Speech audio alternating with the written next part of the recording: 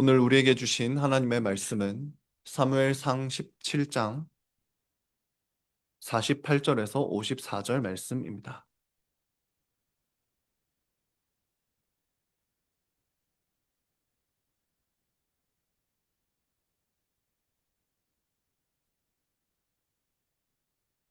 사무엘상 17장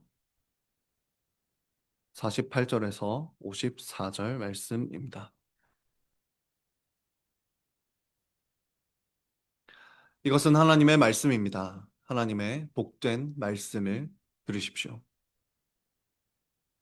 블레셋 사람이 일어나 다윗에게로 마주 가까이 올 때 다윗이 블레셋 사람을 향하여 빨리 달리며 손을 주머니에 넣어 돌을 가지고 물매로 던져 블레셋 사람의 이마를 치매 돌이 그의 이마에 박히니 땅에 엎드러지니라.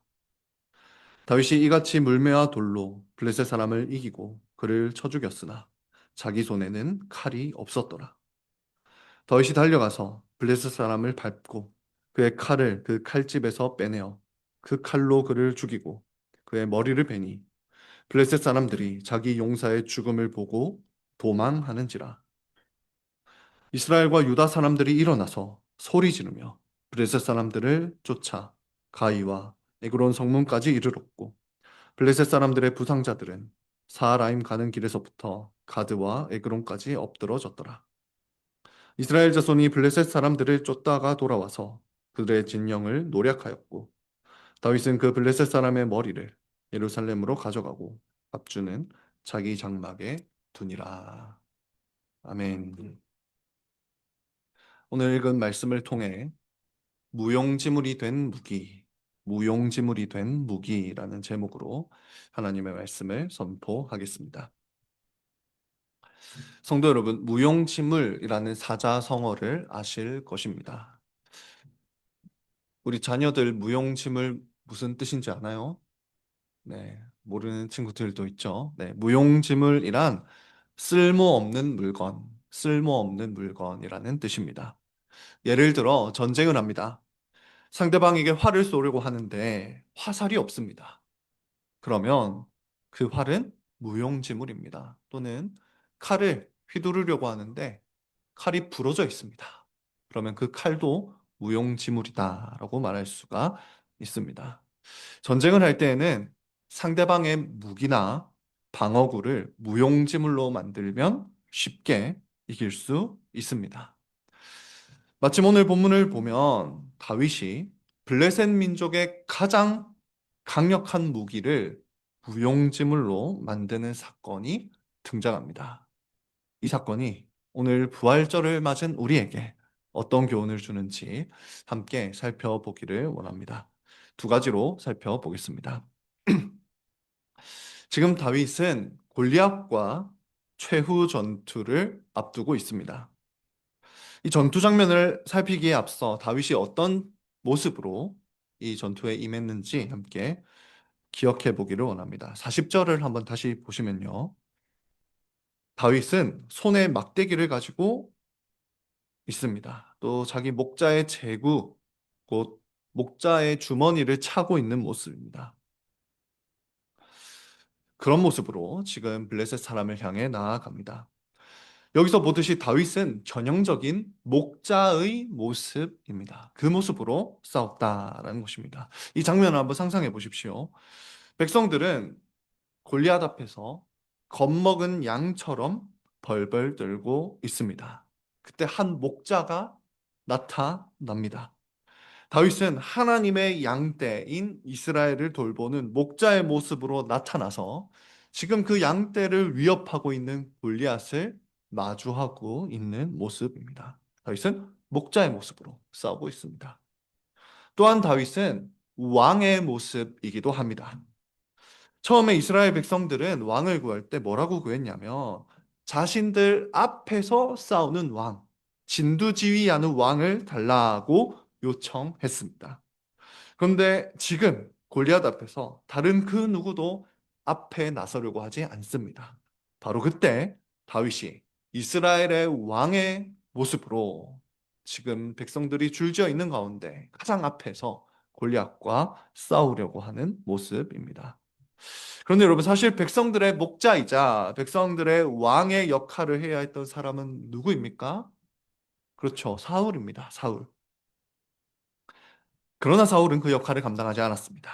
그래서 하나님께서는 자신의 이 백성을 구하시려고 다윗에게 기름을 부으셨던 것입니다. 또 그 백성을 위해서 다윗을 보내셨던 것입니다. 그래서 이제 이스라엘의 모든 백성들의 눈은 그 다윗을 향해 있습니다. 골리앗이 블레셋의 대표로 출전했고 다윗은 이스라엘의 대표로 나와 있습니다. 그런데 여러분, 보통 대표라고 하면 인정받는 사람이 나서기 마련입니다. 그런 점에서 골리앗은 누가 봐도 블레셋의 대표라 할 만했습니다. 그러나 다윗은 이스라엘 그 누구에게도 인정받지 못했습니다. 우리가 알듯이 사울에게도 또 자신의 형 엘리압에게도 인정받지 못했던 다윗입니다. 그리고 모든 백성들의 눈으로 볼 때에도 다윗은 이스라엘의 대표자로서 자격이 없었습니다. 이처럼 상대가 되지 않아 보이는 두 대표가 서로를 향해 이제 나아갑니다. 골리앗이 육중한 몸으로 천천히 걸어올 때 다윗은 골리앗을 향해 빨리 달리기 시작합니다. 여러분, 백성들은 이 모습을 보고 어떤 생각을 했겠습니까? 어쩌면 백성들 중에 많은 사람은 열정만 앞섰던 한 소년이 골리앗에게 죽임 당하기 위해 달려간다 라고 생각했을 것입니다. 어떤 백성들은 이제 저 소년이 죽는구나 하면서 눈을 질끈 감았을지도 모릅니다. 성경은 이 전투 장면을 짧게 그러나 세세하게 기록합니다. 어떤 일이 일어날까요? 49절을 보면 다윗은 골리앗을 향해 달려가면서 주머니에 있는 돌을 향해 손을 뻗습니다. 우리가 살펴본 적이 있듯이 다윗이 돌로 싸운 이유는 하나님의 말씀 때문이었습니다. 하나님을 모욕하는 자들을 돌로 치라라는 그 말씀을, 언약의 말씀을 기억하면서 돌을 향해 손을 뻗었던 것입니다. 그리고 그 언약을 믿는 마음으로 돌을 움켜쥐고 이제 물매에 넣습니다. 물매에 넣어 이제 그 돌을 돌리기 시작합니다. 여러분, 사실 당시 물맷돌은 전쟁에서도 사용될 만큼 중요한 무기였습니다. 물맷돌을 숙련된 사람이 던지면 시속 150km에서 최대 200km 이상의 속도로 날아가기까지 했습니다. 다윗은 아주 빠르게 물매를 돌리다가 손을 놓아 돌을 던집니다. 그렇게 날아간 돌이 어떻게 되었습니까? 우리 49절 함께 읽겠습니다. 시작. 손을 주머니에 넣어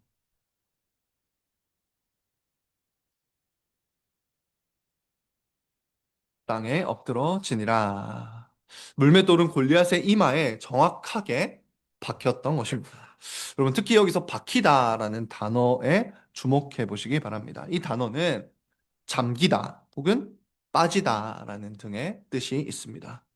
그리고 이 단어의 특징이 있습니다. 그 특징은 성경에서 대부분 하나님의 심판을 나타내는데 사용되는 단어라는 것입니다.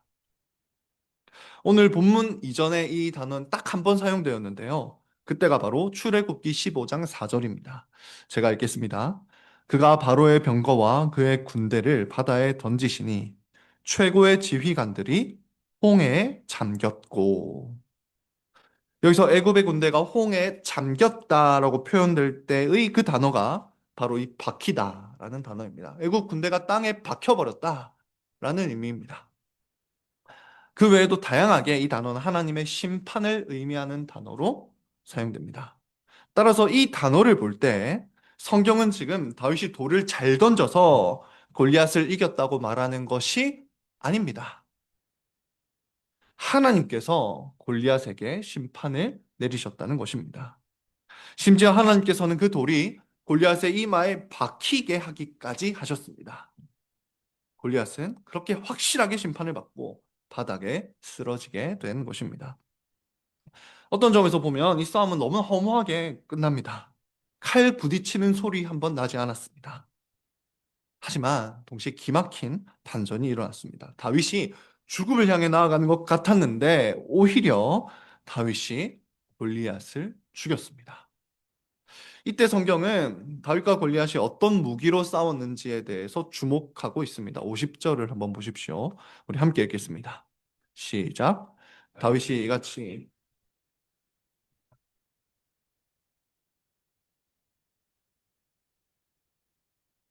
다윗이 사용한 무기는 물매와 돌이었습니다.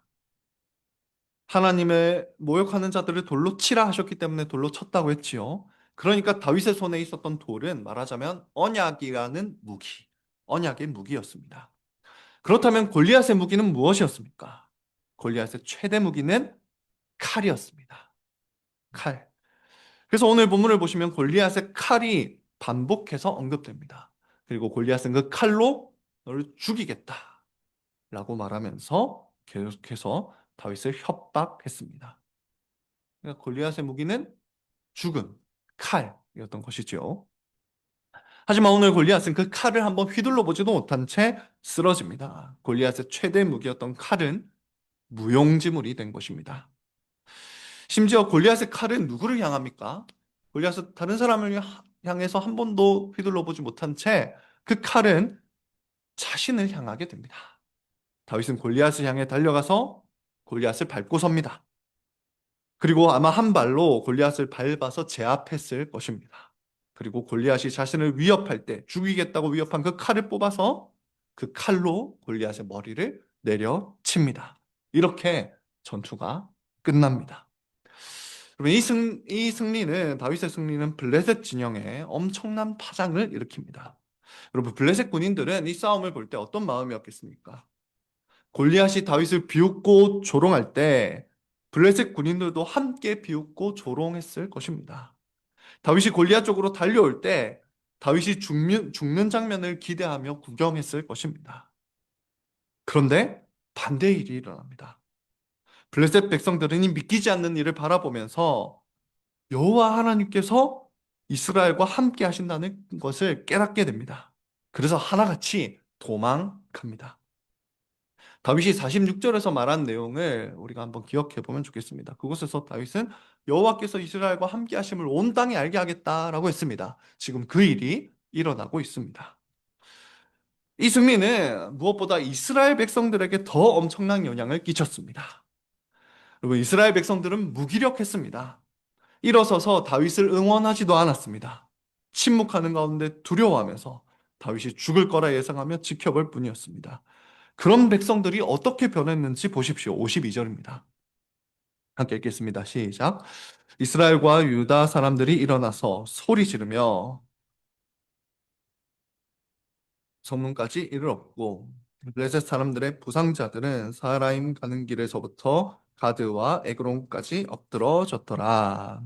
이제 백성들은 하나님께서 승리를 주신다는 것을 믿게 됩니다. 그래서 앉아있던 백성들은 모두 일어납니다. 침묵하던 그들의 입은 승리의 함성으로 소리치기 시작합니다. 그리고 블레셋 사람들이 뒤쫓아 추격합니다. 그러니까 다윗은 골리앗이라는 그 무기를 무력화시켰고요. 무용지물로 만들었고요. 그리고 그 승리는 이스라엘 백성 전체가 블레셋을 향해 달려가게 했던 것입니다. 특히 이스라엘 백성들이 블레셋을 향해 달려가는 이 장면에 주목해 보십시오. 여러분, 계속 기억해야 될 것은 당시 이스라엘 백성들에게는 무기 만드는 기술이 없었다는 것입니다. 대부분의 백성들에게는 칼이 없었습니다. 하지만 지금 백성들은 다윗이 47절에서 말한 것처럼 하나님께서 칼과 창 없이도 이기게 하신다는 것을 믿게 됩니다. 저 골리앗이 무력화되었고 저들의 칼이 무력화되었다는 것을 믿게 됩니다. 그래서 이제 모든 백성들은 칼과 창 없이 담대하게 블레셋의 군대를 뒤쫓아가고 있는 것입니다. 심지어 블레셋의 본거지인 가드와 에그론까지 쫓아갑니다. 그렇게 싸우는 가운데 블레셋 사람들의 수많은 시체가 골짜기와 들에 널브러졌습니다. 골리앗은 앞서 다윗에게 이렇게 말한 적이 있습니다. 너의 시체를 들짐승의 밥이 되게 하겠다 한 적이 있지요. 그런데 들짐승의 밥이 된 것은 오히려 골리앗 자신의 시체와 블레셋 사람들이었습니다. 이렇게 승리한 다윗과 백성들은 이제 다시 진영으로 돌아옵니다. 블레셋 진영에는 뭐가 있었을까요? 그들이 남겨둔 칼과 갑옷들이 있었을 것입니다. 백성들은 그 무기와 방어구를 노략합니다. 그런데 이때 다윗이 또 한 가지 특이한 행동을 합니다. 54절을 보시면 다윗이 골리앗의 머리를 들고 예루살렘에 갔다라고 말씀합니다. 당시 이스라엘은 아직 예루살렘을 점령하지 못한 상황이었습니다. 하지만 다윗은 하나님의 언약에 따라 이스라엘이 언젠가는 저 난공불락의 성이었던 예루살렘을 점령해야 한다고 믿었습니다. 그래서 다윗은 골리앗의 머리를 들고 예루살렘으로 갑니다. 그리고 그곳에 있던 예루살렘 이방인들에게 너희도 곧 이렇게 될 것이다 라는 사실을 보여준 것입니다. 다윗은 지금 하나님께서 이스라엘과 함께 하셔서 승리하게 하셨다는 그 증거를 온 세상에 나타내 보이고 있는 모습입니다. 정리하면 다윗은 이스라엘의 목자이자 왕이자 대표자로 싸워서 승리를 거둡니다. 계속 기억해야 될 것은 하나님께서 다윗을 이곳에 보내셨다는 것입니다. 하나님께서 다윗을 통해 블레셋의 자랑거리이자 블레셋의 최고의 무기였던 골리앗을 무용지물로 만드셨습니다. 그 결과 이제 백성들은 블레셋의 칼을 두려워하지 않습니다. 싸우고 승리하게 됩니다. 여기서 첫 번째 교훈을 말씀드립니다. 하나님께서는 다윗을 통해 블레셋의 무기를 무용지물로 만드셨습니다. 여러분, 그렇다면 이 오늘 본문은 우리에게 어떤 의미가 있을까요? 사실 다윗과 골리앗 사건 그 자체는 우리와 별 상관이 없어 보이기도 합니다. 그냥 재미있는 전쟁 이야기로 들리기도 합니다. 그런데 하나님께서 이 성경이 기록되게 하신 이유가 있습니다. 그 이유는 이 사건과 닮은, 너무나 닮은 또 다른 한 사건을 바라보게 하시기 위해서입니다. 그 사건은 바로 예수님의 십자가 전투입니다. 여러분, 이 사건이 얼마나 예수님의 십자가 전투와 닮았는지 한번 잘 들어보십시오. 하나님께서는 다윗에게 기름을 부으시고 골리앗과 싸우게 하셨습니다. 골리앗은 다윗을 조롱했습니다. 칼과 창을 휘두르며 다윗을 죽이겠다고 협박했습니다. 백성들의 눈은 다윗이 의미 없이 죽으러 가는 것처럼 보였습니다. 그런데 십자가 전투도 마찬가지였습니다. 하나님께서는 예수님께 성령으로 기름을 부으셨습니다. 그리고 십자가 전투 현장으로 보내셨습니다. 십자가 전투에서 사탄의 하수인들은 예수님을 조롱하며 수치스럽게 했습니다. 백성들의 눈에 예수님의 모습은 의미 없이 죽으러 가는 것처럼 보였습니다. 너무나 비슷하지요? 그뿐 아닙니다. 이스라엘 백성들은 다윗을 무시했습니다. 그럼에도 불구하고 다윗은 목자의 모습으로 백성들을 위해 싸웠습니다. 또 왕처럼 백성들을 대표해서 싸웠습니다. 예수님도 십자가에서 동일한 일을 하십니다. 예수님은 자기 백성들에게 무시당하셨습니다. 심지어 제자들에게도 배신당하셨습니다. 그러나 예수님은 목자로서 이스라엘 백성들의 오병이어 사건을 통해 먹였던 목자로서 백성들을 위해 싸우셨습니다. 무엇보다 십자가에서 왕의 모습으로 백성들을 대표해서 싸우셨습니다. 그래서 오늘 본문은 계속해서 예수님의 십자가 전투를 바라보게 합니다. 무엇보다도 예수님과 다윗 모두 상대방의 무기를 무력화시켰다는 점에서 또한 너무나 닮았습니다. 여러분, 다윗은 골리앗의 칼을 무력화시켰고요. 블레셋 전체의 무기였던 골리앗을 무력화시켰습니다. 그렇다면 예수님은 무엇을 무력화시켰을까요? 누구와 싸워서 누구의 무기를 무력화시켰겠습니까? 예수님은 사탄과 싸워서 사탄의 가장 큰 무기인 죽음을 무력화시켰습니다. 여러분, 예수님이 어떻게 사탄을 이기셨는지 보십시오. 놀랍게도 예수님은 우리 대신 죽으심으로써 사탄을 이기셨습니다. 예를 들어 설명하면 이런 것입니다. 사탄은 예수님을 향해 죽음이라는 칼을 휘둘렀습니다. 예수님이 죽음이라는 그 칼을 피하셨다면 사탄이 휘두르는 칼은 우리를 향했을 것입니다. 그러나 예수님은 그 칼을 피하지 않았습니다. 예수님은 죽음을 그대로 맞아 내셨습니다. 그렇게 예수님은 십자가에서 죽음 당하신 것입니다. 하지만 그 죽음은 예수님의 패배가 아니라 오히려 승리였습니다. 사탄은 죽음이라는 칼로 예수님을 내려쳤지만 그 칼은 예수님을 관통하지는 못했습니다. 오히려 예수님의 몸에 맞고 부러져 버렸습니다. 사탄은 더 이상 그 칼을 사용할 수 없게 된 것입니다. 특히 누구에게?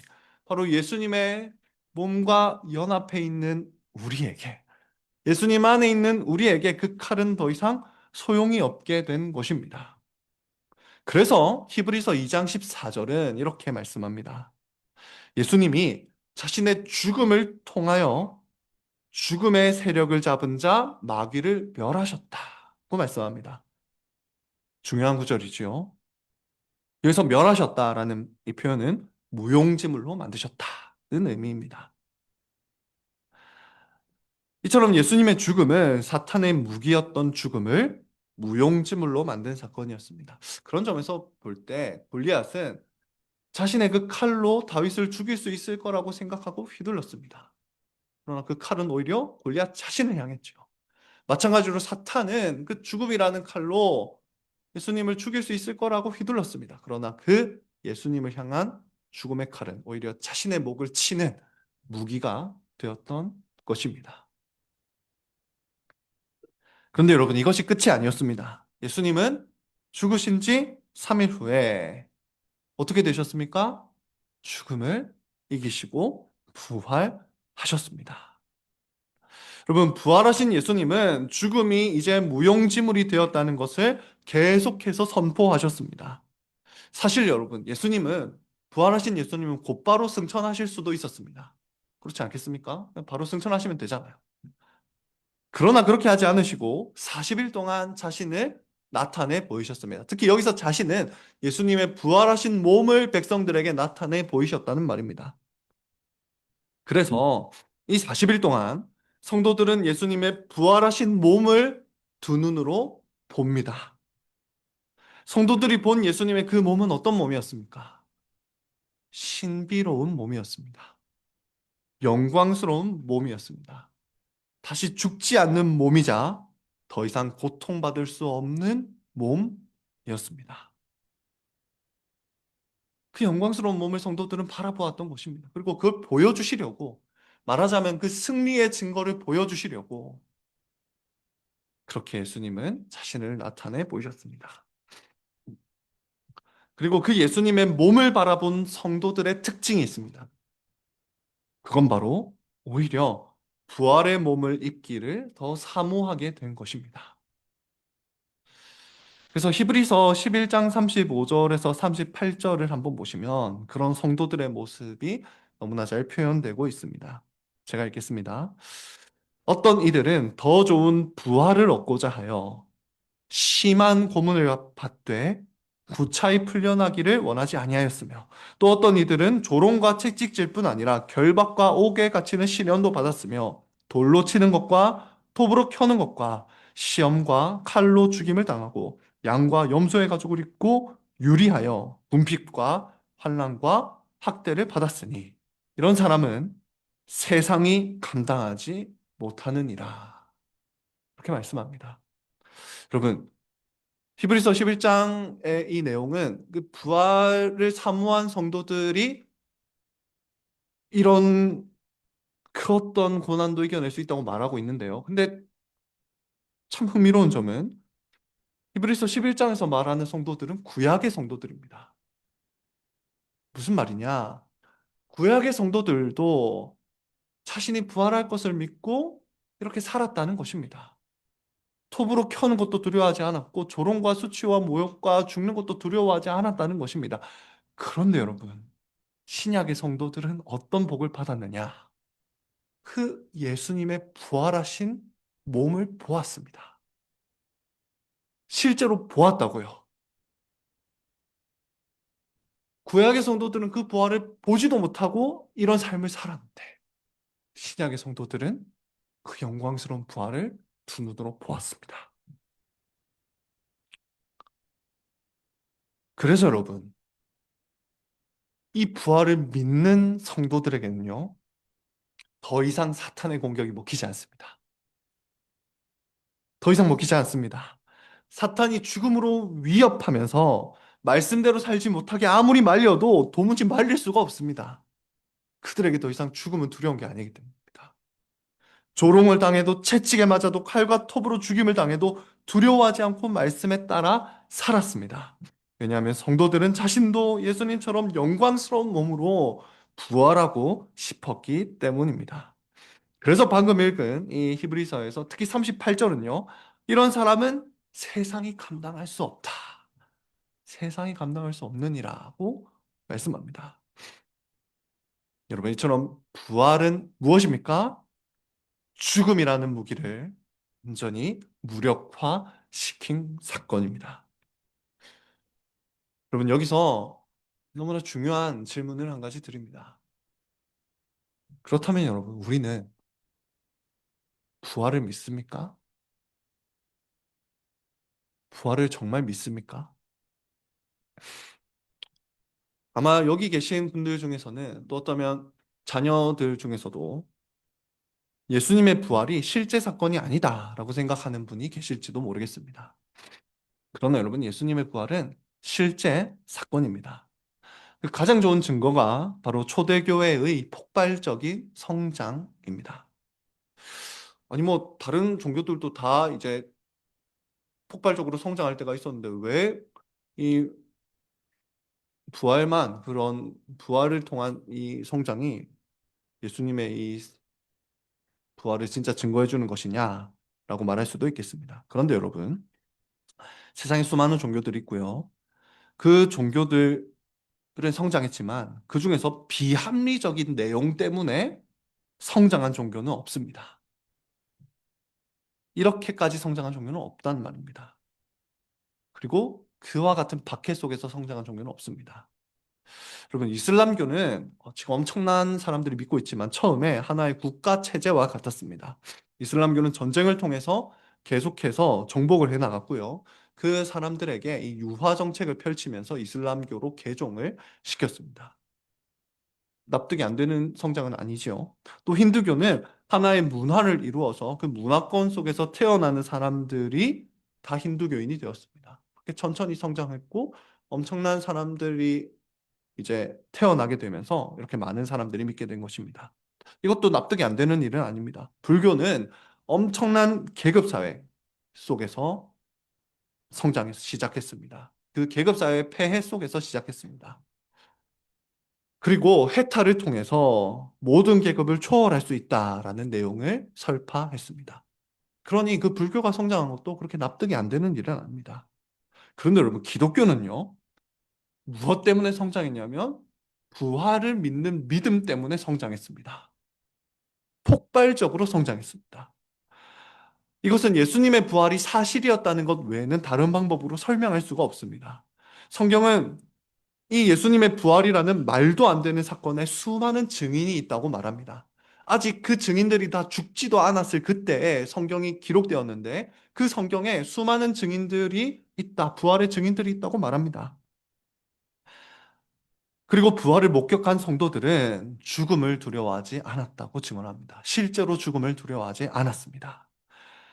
그런 성도들의 모습을 통해서 교회가 폭발적으로 성장한 것입니다. 만약 부활이 사실이 아니라면, 누군가 꾸며낸 일이라면 이런 성장은 결코 없었을 것입니다. 그 외에도 여러 가지 부활의 증거들이 있습니다. 여러분, 그런데 만약 정말로 이 부활이 정말 사실이라면 이 부활이 우리를 위한 일이라는 것 또한 사실입니다. 정말 사실이라면 정말 이 일이 우리를 위한 게 사실입니다. 여러분, 예수님이 실제로 부활하셨다면 왜 부활하셨겠습니까? 너무나 명확합니다. 성경에 기록된 대로 우리가 죽음을 두려워하지 않게 하시려고 우리의 대표자이자 우리의 왕이자 우리의 목자이신 예수님이 죽음과 싸워 이기신 것입니다. 또 예수님이 부활하시고 세상에 나타내 보이신 것은 우리가 어떤 몸으로 부활할지 보여주시기 위해서입니다. 우리가 부활하여 있게 될 몸은 앞서 살펴보았듯이 영광스럽고 아프지 않고 다시 죽지 않는 몸입니다. 예수님이 정말 우리를 위해 죽으시고 부활하셨다면 우리는 죽어도 부활할 것입니다. 예수님의 그 부활 생명이 지금도 우리 안에 있습니다. 우리는 지금부터 영원히 죽지 않는 생명을 누리는 것입니다. 이 부활을 믿는 사람은요, 세상을 향해 겁없이 나아갈 수 있습니다. 부활을 믿기 때문에 말씀에 따라 살다가 어떤 죽음을 당해도 괜찮다고 생각합니다. 경제적인 죽음을 당해도, 사회적인 죽음을 당해도 괜찮다. 말씀에 따라 살면 나는 부활할 것이다. 라고 믿고 살아가게 됩니다. 따라서 여러분, 오늘 본문을 통해 우리가 얻을 수 있는 교훈은 명확합니다. 오늘 본문의 백성들은 골리앗과 그 무기 앞에 무력했습니다. 그런 백성들을 위해 하나님께서는 다윗을 보내셔서 블레셋의 무기를 무력화시켰습니다. 그 결과 그 백성들은 두려움 없이 블레셋을 이길 수 있게 되었습니다. 마찬가지로 우리는 죽음 앞에 무력했습니다. 그런 우리를 위해 하나님께서는 예수 그리스도를 보내셨습니다. 예수님은 자신의 죽음과 부활을 통해 죽음을 무력화시키셨습니다. 그 부활을 믿는 우리는 이제 더 이상 죽음을 두려워하지 않습니다. 그리고 이제 이 세상에서 사탄과 싸워 승리하는 삶을 살게 되는 것입니다. 여기서 두 번째 교훈을 말씀드립니다. 예수님은 자신의 부활로서 사탄의 무기였던 죽음을 무용지물로 만드셨습니다. 말씀을 맺겠습니다. 이스라엘의 왕으로 출전했던 이 다윗이 승리했을 때 그 승리는 이스라엘 백성 전체의 승리가 되었습니다. 그렇죠? 마찬가지로 우리의 왕이신 예수님은 부활로서 죽음을 이기셨습니다.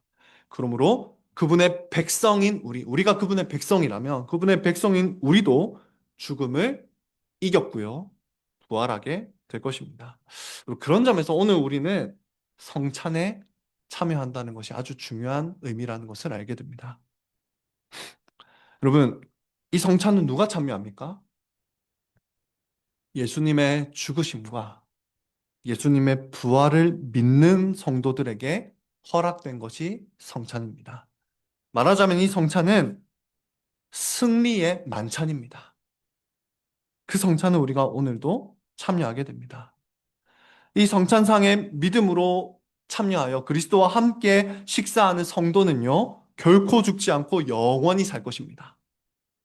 그래서 교부 중에 이그나티우스라는 교부는 성찬의 떡과 잔을 이렇게 묘사했습니다.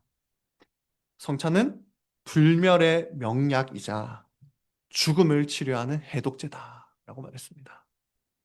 오늘도 우리는 부활하신 그리스도께서 건네주시는 불멸의 명약이자 죽음의 해독제를 먹고 마시게 될 것입니다.